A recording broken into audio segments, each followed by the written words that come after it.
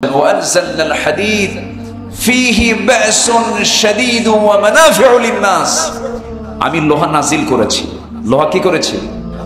নাজিল করেছি। ইন্না আনজালনাহু ফি লাইলাতিন মুবারাকা, আমি কোরআন মুবারকময় বরকতময় রাতে নাজিল করেছি, কদরের রাতে নাজিল করেছি। তাহলে ওই একই ভাষা লোহার ক্ষেত্রে বলছে ওয়ানজালনাল হাদিদ, আমি লোহা নাজিল করেছি যাতে রয়েছে প্রচন্ড শক্তি এবং মানুষের জন্য কল্যাণ আছে, উপকার আছে।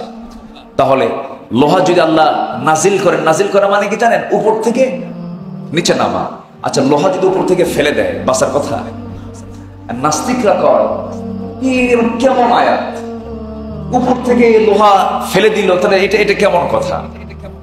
কিন্তু পরে তারা রিসার্চ করে গবেষণা করে বের করেছে না, আল্লাহ তাআলা লোহা আসলেই নাজিল করেছেন। কেন? পৃথিবীর কোথাও লোহা কেউ নির্মাণ করতে পারে না, নির্মাণ সম্ভব নয়। লোহা নির্মাণে, লোহা আবিষ্কারে, লোহা তৈরিতে এক নম্বর শর্ত হলো যে তাপ থাকা দরকার, সেই তাপ পৃথিবীতে নাই। যে তাপে লোহা সৃষ্টি করা যাবে, লোহা তৈরি করা যাবে, সেই তাপমাত্রা হচ্ছে 45 থেকে 46 লক্ষ ডিগ্রি সেলসিয়াস তাপমাত্রা লাগবে।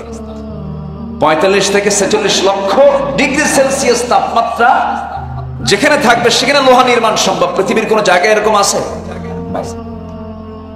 বিজ্ঞান প্রমাণ করছে এই লোহা এসেছে হলো সূর্যালোক থেকে।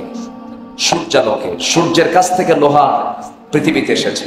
তাহলে ওয়ানজালনাল হাদিদ, আল্লাহ বলছেন আমি লোহাটা নাজিল করেছি। আল্লাহ তাআলার এই কথার মধ্যে কোনো ভেজাল আছে? আসতে বলেন ভেজাল আছে? তাহলে লোহা পৃথিবীতে ছিল না, লোহা ছিল কোথায়? সূর্যালোকে। সূর্যালোক থেকে নাজিল করেছেন তিনি কে? আল্লাহ। তাহলে এখন বলেন তো, সুই নির্মাণ, একটা সুই তৈরি করতে কি লাগে? লোহা লাগে। তাহলে আমার আপনার কাপড় কি তৈরি হতো? সবার কাপড় কি কাপড় হতো না জানাজার কাপড় হতো? আস্তে কয় কি কাপড় হতো বলেন? এই ডিজাইনওয়ালা পাঞ্জাবি আর হতো না, ডিজাইনওয়ালা জুব্বার হতো না। আমার পোশাক তৈরিতেও কি লাগতেছে? সুই লাগতেছে। সুই নির্মাণ, সুই তৈরিতে আবার কি লাগতেছে? আল্লাহর দেওয়া লোহা লাগতেছে। আল্লাহ বলছেন বান্দা আমারে ভুলে যাস। বান্দা একটা চাল বানাতে পারে না, বান্দা এক ফোঁটা পানি বানাতে পারে না।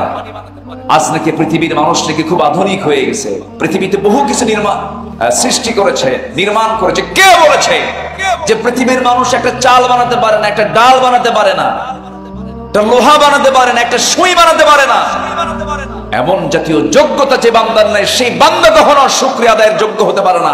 শুকরিয়া আদায় পাওয়ার একমাত্র যোগ্যতা কার?